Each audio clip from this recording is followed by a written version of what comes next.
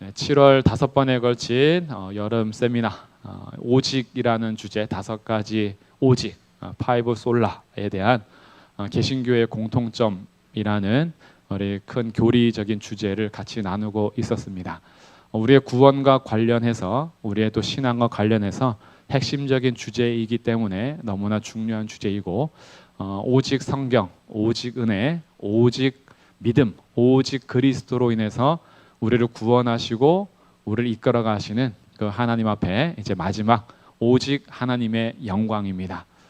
이제 8월에는 두 번째 세미나를 이어갈 텐데 주제는 이 성경이라는 주제 안에서 어떻게 성경을 읽을 것인지에 대한 읽는 법을 제가 4주간에 걸쳐서 말씀을 나누려고 준비합니다. 그래서 우리가 읽고 싶은 대로 읽는 것이 아니라 읽어야 하는 방법이 있어요. 성경을 통해서 찾아내야 되는 것이 있고 읽어야 하는 성경이 요구하는 바가 있는데 우리가 평생 성경으로 신앙생활을 하는 건데 성경을 어떻게 읽어야 하는지를 배우지 못하는 경우가 있다 보니까 성경을 자기 마음대로 읽어가면서 신앙을 세워가면 그게 잘못되진 않겠지만 주님의 은혜로 붙잡아 주시겠지만 그 튼튼하질 않아요. 그래서 늘 휘청거리거든요. 그래서 성경을 어떻게 읽어야 한단 말인가에 대해서 이제 8월에는 4주간의 오후 세미나를 진행할 겁니다. 이제 첫 번째 큰 단락인 파이브 솔라는 오늘 5번째 오직 하나님의 영광으로 이제 마무리하려고 합니다. 오직 하나님의 영광이라는 것은요, 하나님의 영화로우심, 영광스러우심과 그리고 하나님의 영광을 위한 삶이라는 두 가지 주제로 나누어서 오늘 말씀을 나눌 거예요. 첫 번째는 하나님 존재 자체가 영화로우심이고 그 영화로우심을 어떻게 나타내셨는가라는 문제고, 두 번째는 그 영화로우신 하나님을 믿는 우리들이 어떻게 하나님의 영광을 위해서 살 수 있는가, 거기에 대한 주제가 오늘의 두 가지 주제가 됩니다. 그래서 오직 하나님의 영광이라는 것에는 첫 번째는 하나님 스스로의 영광스러움이고 두 번째는 우리가 하나님의 영광을 위한 삶이 되는 거예요. 그래서 그 두 가지 함께 말씀을 간략하게 살펴보도록 하겠습니다. 먼저 첫 번째는 하나님 그분의 영화로우심이에요. 하나님의 영화로우심을 무엇으로 나타내셨는가라는 것을 볼 텐데 창세기 1장 1절 하면 벌써 탁 떠오르는 단어가 있죠. 뭐죠? 창조하신 거, 그렇죠? 천지를 창조하신 거. 그래서 하나님의 영화로우심을 볼 때 첫 번째 주제는 창조에 대한 겁니다. 그래서 창세기 1장 1절에서 태초에 하나님이 천지를 창조하셨다.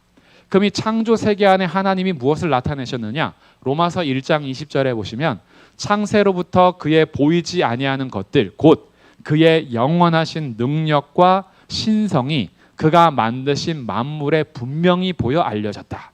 하나님의 창조를 통해서 하나님의 볼 수 없는 영원하신 능력과 하나님의 신성을 창조 세계에 보이셨대요.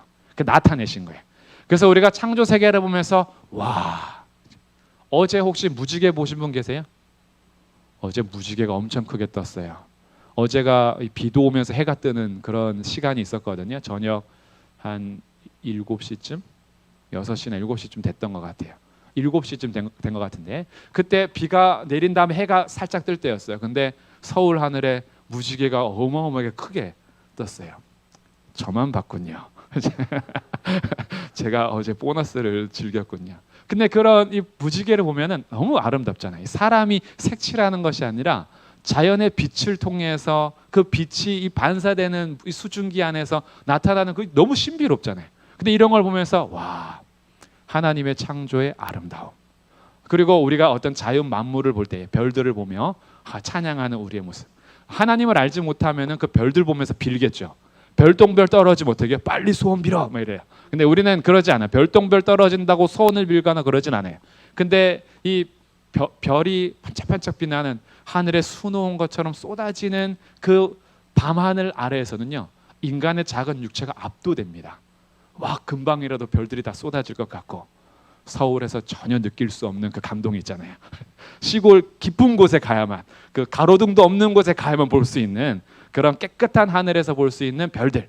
그리고 우리가 여행을 다니게 되면은 해외에서 뭐 그랜드 캐년을 보신다거나 아니면 폭포의 그 폭포수를 본다거나 정말 놀라운 자연의 만물들을 보면서 와, 하나님의 능력과 신성에 대해서 찬양할 수 있도록 하나님이 창조 세계에 그 영광을 드러내셨는데, 근데 우리가 여행을 많이 안 다니더라도, 서울에서 밤하늘을 못 보고 무지개를 놓쳤더라도 하나님의 신성한 능력과 영원하신 능력을 볼 수 있는 가장 가까운 볼 수 있는 것이 있어요.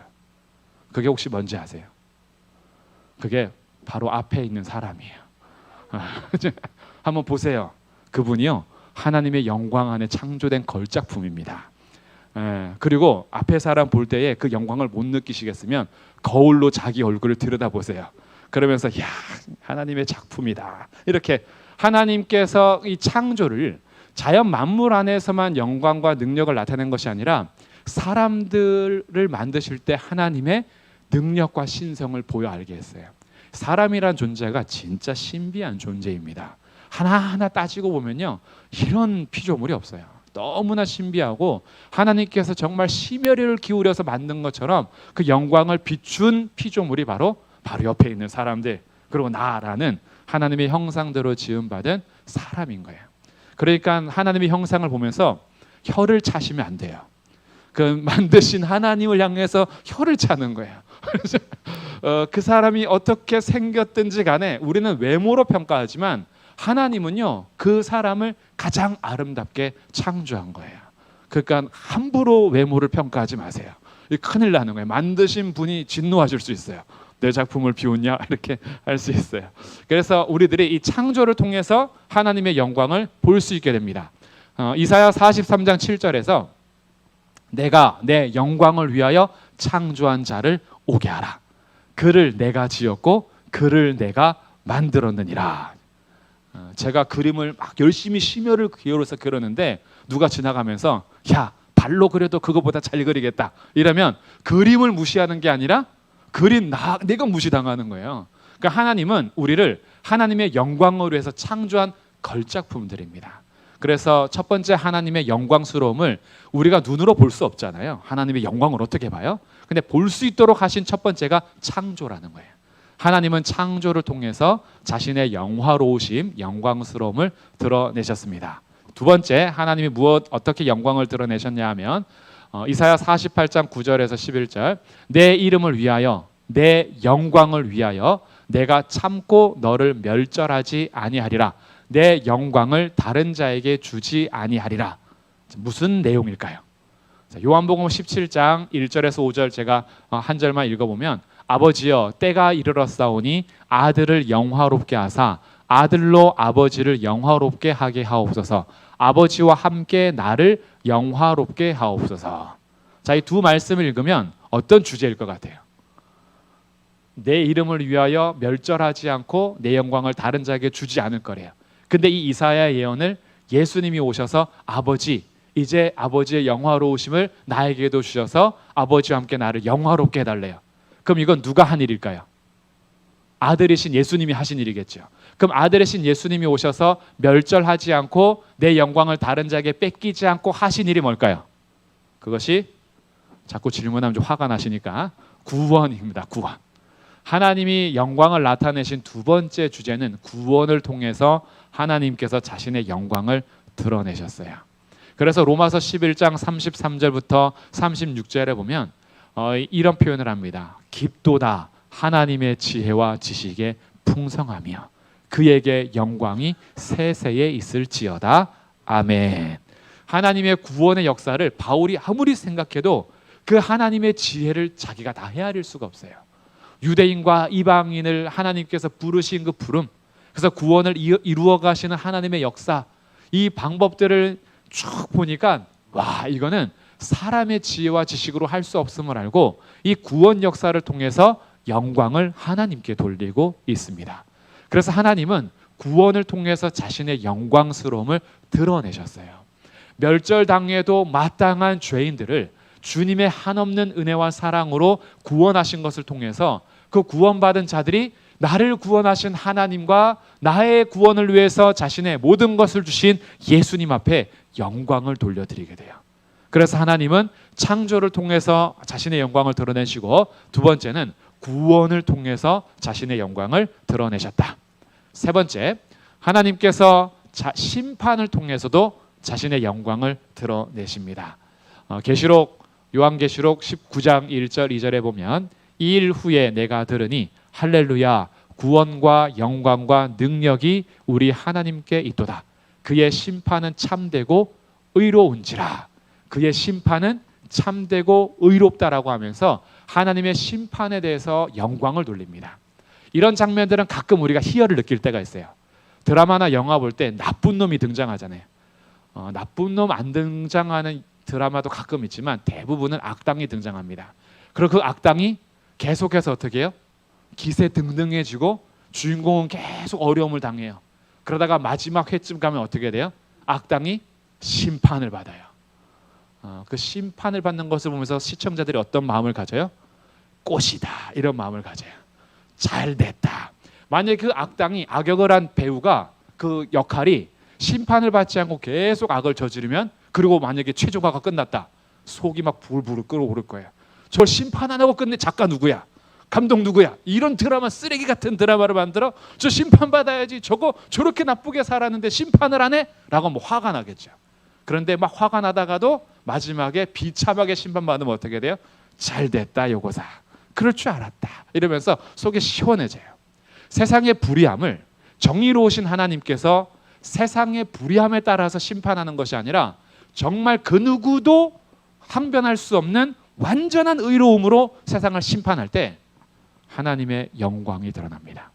이 땅에 있는 모든 피조물이 그 심판 앞에서 엎드리게 될 것이고, 의롭고 진실한 자들은 하나님의 심판을 환호하게 되고, 하나님을 알지 못하고 막 살았던 자들은 그 심판 앞에 엎드리게 되면서 심판을 통하여 하나님은 자신의 영광을 드러내실 거예요.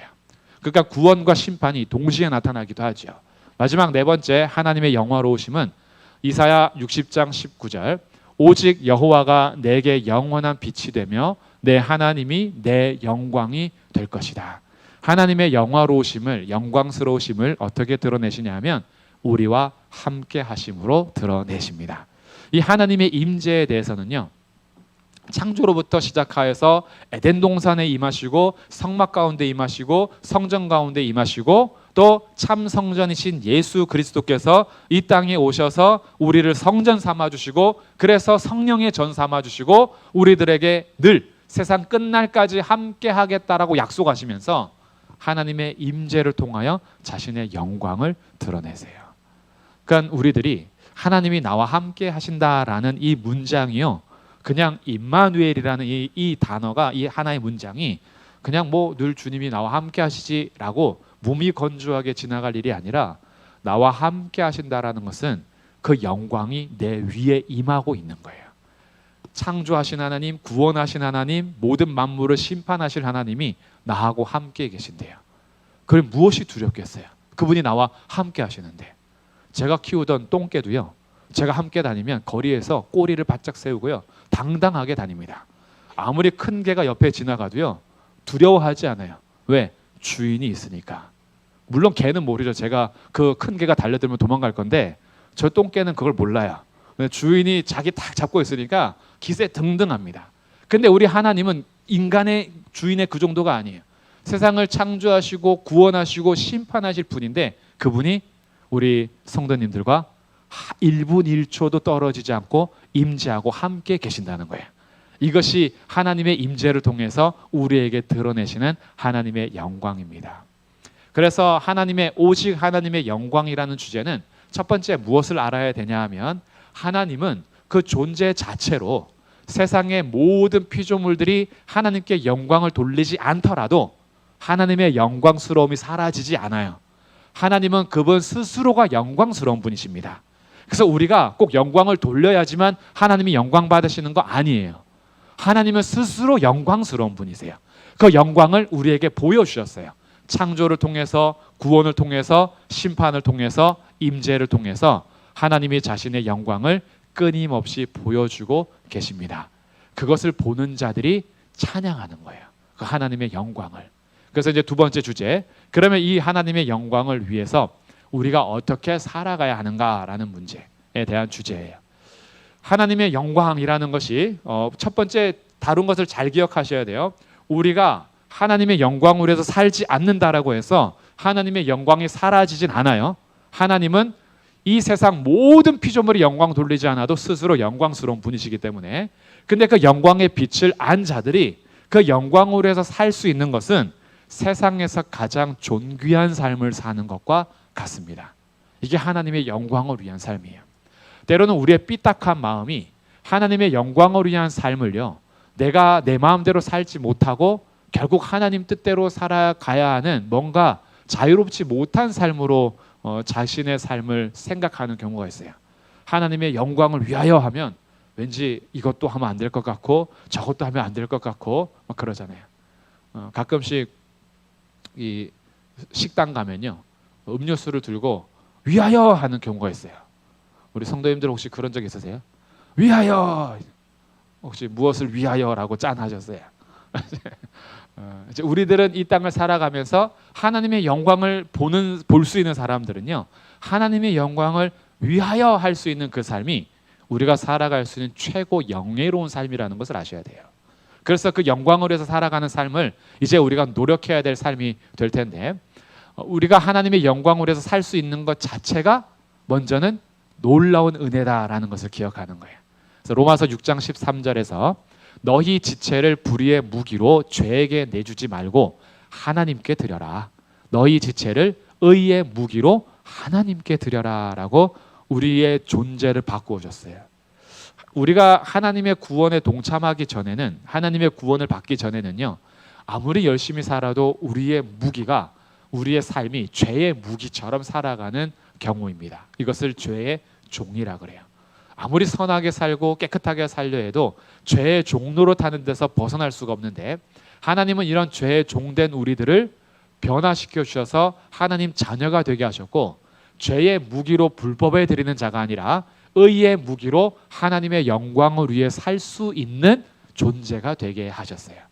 이것은 감옥에서 사형수로 살아가던 비참한 우리의 삶이 그 모든 값을 지불하여서 세상에서 정말 다른 목적을 위해서 살 수 있는, 감옥이라는 틀에서 벗어나서 이 세상에서 살 수 있는 자유를 얻은 삶과 같은 거예요. 이전에는 죄라는 감옥에 갇혀서 아무리 해도 죄를 벗어날 수 없었는데, 이제 이 죄라는 감옥에서 벗어나서 하나님의 아들로 입양되어 자녀의 신분으로서 세상을 자유롭게 살아갈 수 있는 특권을 가진 것이 구원받은 자들인 거예요. 그래서 하나님의 영광을 위해서 삽시다라는 것은 이 세상에서 가장 존귀하게 삽시다, 이런 뜻이에요. 가장 존귀한 삶. 그 가장 존귀한 삶을 여러 가지로 볼 수 있지만, 오늘은 하나님의 영광, 오직 하나님의 영광이라는 책에서 한 3가지 정도의 주제를 제가 뽑아왔어요. 데이비드 반 두루넨의 책인데, 여기에서 여러 가지 뭐 다 찾아낼 수 있거든요. 근데 오늘은 요거 평소에 잘 다루지 않는 부분을 갖고 와가지고 하나님의 영광으로 해서 이렇게 살면 좋겠다라는 주제를 나눠보겠습니다. 첫 번째, 하나님의 영광을 위한 삶은 하나님께 집중하는 삶이에요. 이것이 우리가 살 수 있는 최고 영예로운 삶입니다. 우리의 세상은 집중력을 떨어뜨리는 삶을 살게 해요. 항상 부주의하고요, 산만합니다. 그래서 뭔가 하나에 몰두하는 것이 어려워졌어요. 예전에는 하나에 몰두하면 장인이라 그랬는데요, 요즘에는 하나에 몰두하면요, 바보라 그래요. 멀티가 돼야 돼요. 멀티. 다양한 것을 다 다룰 줄 알아야지 하나만 하면은 안 된다, 뭐 이런 마음을 가지고 있고, 또 우리의 마음이 산만해지게 하는 최고의 방해꾼이 바로 스마트폰 같은 거예요. 우리의 집중력을 금방 깹니다. 그래서 우리들로 하여금 뭔가 집중할 만하면 연락 오고, 집중할 만하면 띵동하고, 그 보면은 다 스팸 문자야. 자꾸 스팸도 오고, 그리고 스팸 전화도 오고, 그리고 별로 이렇게 중요한 일이 아닌데 시간을 뺏겨야 돼요. 그러다 보니까 집중하는 것이 어려워지는 그런 삶을 살게 되고, 또 젊은이들 같은 경우는 SNS 활동이 굉장히 활발할수록 다양한 사람들의 삶을요, 몇 초 안에 넘깁니다. 몇 초 안에 넘겨요. 그 사람이 뭘 먹었는지 샥 넘기고, 그 사람이 누구를 만났는지 넘기고, 어디를 다녔는지 넘겨요. 근데 이 넘기는 것이요, 그 사람의 삶에 대해서 주의 깊게 여기지 않는 것이 몸에 배버려요. 그러니까 위에서 어떤 어린아이의 그 도움의 요청, 그리고 좀 간절한 어떤 도움들이 SNS에 또 올라올 때 있거든요. 그거 볼 때 마음이 짠해요. 짠하고 거기에 대해서 그 아이를 위해서 기도하고 싶고 내가 도와줄 수 있는 게 없을까라고 잠깐 생각하다가 다음 장면 딱 넘어가면은 맛있는 음식이 있어요. 이거 먹고 싶다 그래요. 나도 가고 싶다 그래요. 그러니까 뭔가 하나에 집중해서 금방 방금 전까지 누가 올린 하나의 장면을 통해서 마음을 동하여서 도와주고 싶다라는 마음이 있었는데 탁 넘기는 순간 나도 저기 가고 싶다 그래요. 그러면은 우리가 만약에 똑같은 10,000원을 가지고 있을 때 그 하나만 봤을 때는 그래 내가 10,000원이라도 구제를 하자 해서 구제비로 보낼 수 있는데 다음 장면을 딱 넘기는 순간 나도 10,000원짜리 통닭 먹고 싶다 이래서 바뀌어요. 통닭 사는 걸로 바뀌어버려요. 그러니까 우리들이 굉장히 사고가 깊지 않아요. 요즘에 글을 읽는 것이 정말 어려워졌습니다. 글을 길게 지문을 딱 내는 순간 마음이 다쳐요. 읽어보고 싶지 않아요. 그래서 짧은 글, 해시태그를 통해서 짧은 단어 거기에 꽂히는 걸 원하지 길게 문장이 오는 순간 벌써 패스를 해요. 이거는 넘겨 이렇게 되는 거죠. 그러니 성경책 갖다 주면 이거 읽고 싶겠어요? 성경책 읽기 싫어. 딱 보는 순간 와 이거는 뭐 글밖에 없어요. 아까 아이들이 난 그림 있는 성경 사주세요 해서 그림 있는 성경을 딱 사주면 그림도 몇 개 없어. 결국 그림 봐야 하는 게 아니라 글을 읽어야 돼요. 그러니까 성경 읽는 것이 너무 힘든 거예요. 그러니까 읽고 나서도 무슨 내용인지 모르고 방해를 받아요. 그러니까 우리들이 산만한 시대가 이미 펼쳐지는 사회인데 이런 세상 속에서 하나님의 영광을 위해서 우리의 경박한 사고나 깊은 사고를 방해하는 것에 있어서 주의를 기울이고 하나님께 집중하는 삶을 노력할 필요가 있어요. 이 세상은 하나님 앞에 예배하는 거 방해합니다. 주님 앞에 기도하는 시간 방해합니다. 이것이 우리가 예배에 집중하거나 기도를 하지 못하게 하는 이 세상을 살게 될 때 세상을 다 탓하면서 어쩔 수 없어 이렇게 할 수는 없어요. 이런 세상은 죄로 인해서 물든 이후부터 지금까지 계속 지속되는 거예요. 근데 이럴 때 우리들이 하나님의 영광을 위해서 살기 위해서 기도와 예배로 하나님께 집중하는 삶을 추구하는 것이 첫 번째 하나님의 영광을 위한 삶이에요. 최근에 일주일 안에 하나님 앞에 진짜 집중해서 기도한 때가 언젠지요? 진짜 다른 모든 걸 끊어버리고 하나님께만 오직 집중하기 위한 시간이 있었습니까? 하나님 앞에 예배할 때 정말 온전히 하나님께만 내 전심을 드리기 위해서 자신의 어떤 마음을 온전히 하나님께만 집중하기 위해서 노력하며 드린 예배가 최근에 언제인지 그 삶을 찾아야 돼요. 우리는 집중을 방해하는 시대를 살아가니까. 그래서 우리의 산만한 이 삶에 부주의한 삶을 요구하는 이런 세상 속에서 하나님께 집중함으로 관계를 이어가는 것이 첫 번째 하나님의 영광을 위한 거예요.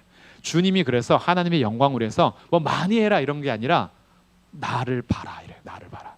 나하고 함께 가자. 이게 주님이 기뻐하시는 거예요. 우리가 얼마나 많은 헌금을 했느냐, 얼마나 많은 봉사를 했느냐, 그게 중요하거든요. 주님의 기쁘기 때문에 봉사하는 것이고 주님을 너무 감사하기 때문에 헌금하는 것인데 주님이 그 삶이 단지 그 돈 지금 요구하는 게 아니고 그 에너지 요구하는 것이 아니라 함께 하는 걸 원하시는 거예요. 함께 하는 거. 그래서 주님 앞에 집중하며 가는 첫 번째 그것이 우리 하나님의 영광을 위한 삶이 되고요. 두 번째는 그 하나님을 경외하는 마음을 기르는 겁니다. 하나님에 대한 경외를 정면으로 대적하는 악덕이 있는데 그 세 가지가 첫 번째는 자기애, 자기사랑, 두 번째가 허영, 세 번째가 교만이에요. 자기애가 강하고 허영심이 커지고 교만하면 하나님을 경외하는 마음이 사라집니다. 왜? 항상 주목하는 것이 자기 자신이기 때문에 그래요. 나를 주목하지 하나님 바라볼 틈이 없어요. 그러니까 나에 대한 불쌍한 마음이 이 교만이라는 것도 때로는 다른 사람 앞에 우월감을 갖기도 하지만요. 사람들 앞에서 자기는 굉장히 가치가 없는 것처럼 여기는 것도 자기에게 너무 주목하고 있기 때문에 우리는 너무 나한테 주목을 많이 해요. 그래서 나라는 사람에 대해서 피하라는 것에 시간을 다 써요. 그 사람이 나를 어떻게 볼까? 이 사람이 나를 어떻게 생각할까? 그래서 내 삶이 빈틈이 있으면 안 돼요. 다른 사람한테 흠잡히는 것도 싫어요. 그런데 하나님 바라보면요. 그런 거 그렇게 큰 문제 아니에요. 제가 눈 처진 거 누가 수술해 주겠어요? 제 입술이 이렇게 생긴 거 뭐 어떡하겠어요? 튀어나오는 거예요. 초음파 찍을 때부터 우리 아이들도 다 제 입술 닮았던데 제가 가지고 있는 성격, 성향, 이거 뭐 노력은 하겠지만 뭐 타고난 거 어떡하겠어요. 근데 거기에 대해서 늘 가리려고 그러고 이거 뭘 늘 감추려고 그러고 그래서 사람들 앞에서 늘 완벽하려고 하고 그것이 다 자기를 너무 보기 때문에 그래요. 근데 하나님이 만드신 것에서 나의 삶을 펼쳐가면요. 누군가가 조언해주고 단점 얘기할 때 내가 고칠 것이 그런 것도 있겠구나. 그래서 조금 더 노력하면 돼요. 누가 칭찬해줄 때 역시 나야 이게 아니라 이렇게 또 봐주니 고맙구나. 이러면서 우리들이 어떻게 해요? 자기애에 빠지고 자기의 교만함에 빠지는 것이 아니라 그래서 허영심이 가득해져 가지고 자꾸 껍데기를 가꾸고 겉에만 가꾸는데 속은 계속 텅 비어 있고 하나님으로 채워지지 않는 삶은요 정말 순간 넘어집니다. 무너져요. 얼마 전에 우리 권사님들이 보는 드라마하고 젊은 사람들이 보는 드라마하고 좀 다를 수 있는데 나의 해방일지라는 드라마가 있었어요. 시청률이 그렇게 크지는 않았던 것 같은데 제가 그 줄거리 같은 걸 보면서 되게 유행하는 어가 하나 있었습니다. 그게 뭐냐면 나를 추앙하세요 이런 게 있어요. 추앙해라는 단어가 있었어요. 그래서 여자 주인공이 남자에게 가서 넌 나를 추앙해라 그러거든요. 그래서 그 남자가 찾아봐요. 추앙이 도대체 뭔가. 추앙이 신에게 경배하는 걸 말합니다. 그러니까 사랑을 뛰어넘어서 넌 나를 경배해라라는 것이 추앙이에요. 근데 그 드라마의 주제가 작가가 어떤 분인지 내가 정확히 모르겠지만 이런 문구가 들어가요. 누군가의 사랑으로 충만해지면요 다른 것으로 인해서 흔들리지 않아요. 그래서 그 여자 주인공이 항상 채워지지 않은 이 사랑 때문에 어떤 남자에게 가서 넌 나를 추앙해. 그 추앙으로 인해서 자기의 삶을 채워가면서 두 사람이 같이 채워지는 삶으로 마무리가 돼요. 근데 제가 그 주제를 보면서 우리들의 삶에요 진짜 채워져야 하는 곳으로 채워지면 자기의 허영심, 교만함 다 던져버릴 수 있어요. 그럼 무엇으로 채워야 될까? 그게 남녀 간의 사랑이 우리에게 필요하기도 하지만 우리들에게서 진짜 채워져야 하는 변하지 않는 사랑이 있어요. 하나님의 사랑은요 우리를 절대 포기하거나 우리를 변심하거나 하나님의 신실한 사랑을 바꾸시거나 그러지 않는 사랑으로 우리를 채워가십니다. 그리고 우리들도 그 하나님을 향해서 온전히 사랑함으로 그 하나님을 추앙하고 그 하나님이 나를 추앙하듯이 자신의 생명을 다 던져 나를 사랑하고 있음을 안다면 하나님의 사랑과 그 나의 하나님을 향한 사랑 안에서요 다른 문제들은 넘어갈 수 있어요. 누가 나를 뭐라 하고 내 이 못난 나의 성격 그리고 나의 어떤 기질 그리고 그동안 내가 채워지지 못했던 나의 부족함 그거 그렇게 큰 문제 안 돼요. 왜? 채워져 있거든요. 그러면 어떻게 되냐 하면 그리스도인들은요 하나님을 경외하는 마음으로 꽉 찹니다. 하나님을 경외하는 마음으로 꽉 차면요 다른 어떤 것이 그의 마음을 흔들 수가 없어요. 그래서 우리들이 이 경외심을 그릴 때 하나님이 누구인지 알고 내가 누구인지를 올바르게 평가하는 거예요. 나는 완벽하지 않아요. 나는 주님 아니면 그저 쓰레기고 저주받아 마땅한 죄인일 뿐이에요. 근데 이런 나 같은 자를 주님이요 자기 아들을 주면서 사랑한다 하셨어요.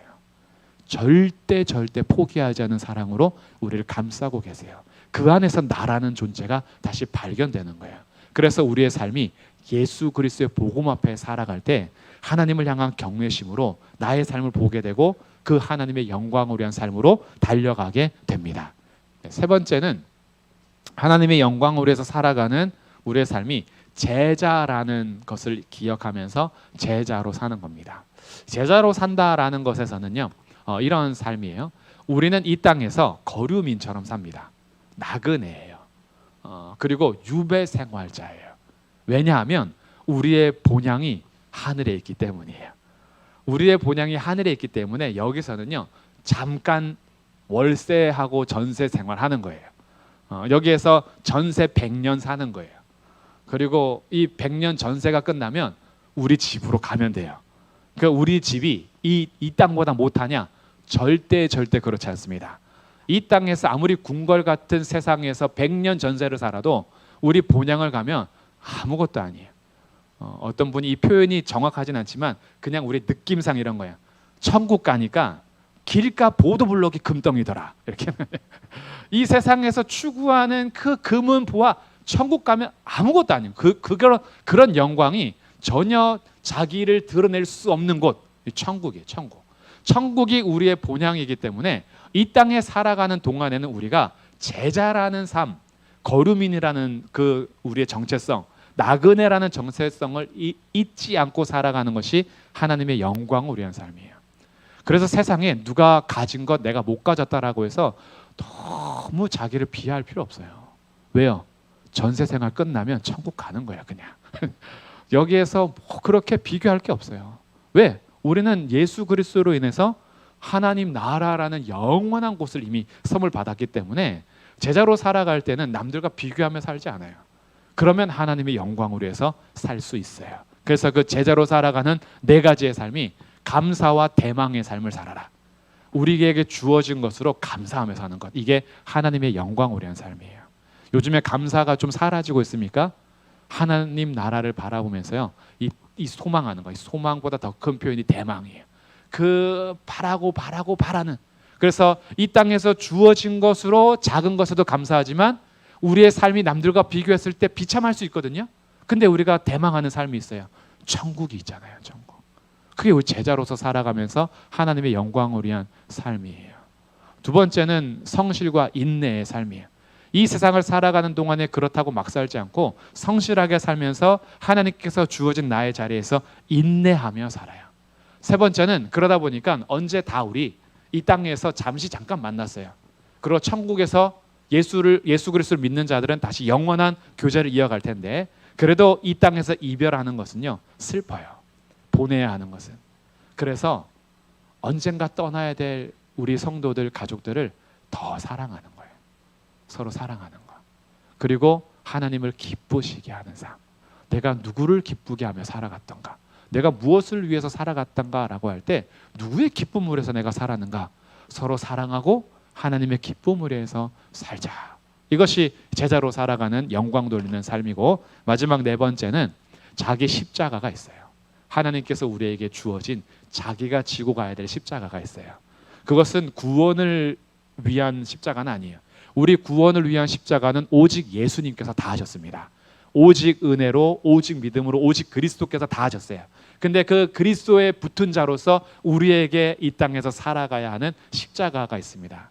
그래서 다른 사람들을 섬기고 다른 사람들을 사랑하고 그렇게 우리가 하나님의 기쁨을 위해서 때로는 내가 나의 욕심이나 욕망을 포기하면서 살아가는 삶, 나를 부인하고 하나님의 영광을 위해서 때로는 이익이 눈앞에 보여도 거절할 수 있는 삶, 그러면서 나의 십자가를 지고 가는 그 삶이 제자로서 살아가면서 하나님의 영광을 위한 삶이 되는 거죠. 그러니 이 세상은요 잠깐입니다. 세월이 살같이 빠르게 지나, 화살이 빠르게 지나가는 것처럼 우리의 삶이 금방 지나갈 거예요. 요즘 시간 진짜 빠르지 않아요? 내일이면 8월입니다. 그리고 우리 권사님들 언제 70 되셨어요? 가만히 보니까 세월이 진짜 빨라요.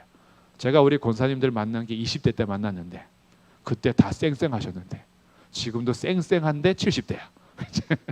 세월이 언제 이렇게 빨리 지나가는지요. 정말 빠르게 지나가는 세월 속에서 우리의 본향을 잊어버리며 살지 않고 본향을 대망하며 이 땅에서 감사하고 사랑하고 하나님의 기쁨을 위해서 인내하며 살아가는 것, 그것이 하나님의 영광을 위한 제자로의 삶입니다. 그래서 오늘 이제 5가지를 다 정리하면서 하나님의 영광, 오직 하나님의 영광이란 주제는 하나님 스스로 영광스러운 분임을 기억하는 거예요. 우리가 무언가를 해서 영광스러워진 것이 아니라 하나님은 누가 영광을 돌리지 않아도 하나님 스스로 영광스러운 분인데 그 영광을 창조와 구원과 심판과 임재를 통해서 우리 가운데 나타내 주셨어요. 그래서 우리가 그 창조와 구원과 심판과 임재를 통해서 하나님의 영광을 알게 되었습니다. 하나님의 영광을 알고 보니까 세상의 영광은 아무것도 아니에요. 그래서 그 세상의 영광을 헛된 영광이라 그래요. 참된 영광을 찾으니까 세상의 영광이 아니었던 거예요. 밝은 빛 안에서는요 작은 후레스가 빛을 발하지 못해요. 캄캄한 곳에서는 그것이 밝을지 몰라도 태양 앞에서는 그 빛도 안 나요. 그래서 그것을 그 3살 된 19개월 된 예설이도 알아요. 그 볼펜에서 후레쉬 나오는 경우 있거든요. 그걸 딱 켜주면 안방으로 들어갑니다. 그걸 문을 닫아요. 거기서 그걸 혼자 막 이렇게 놀아요.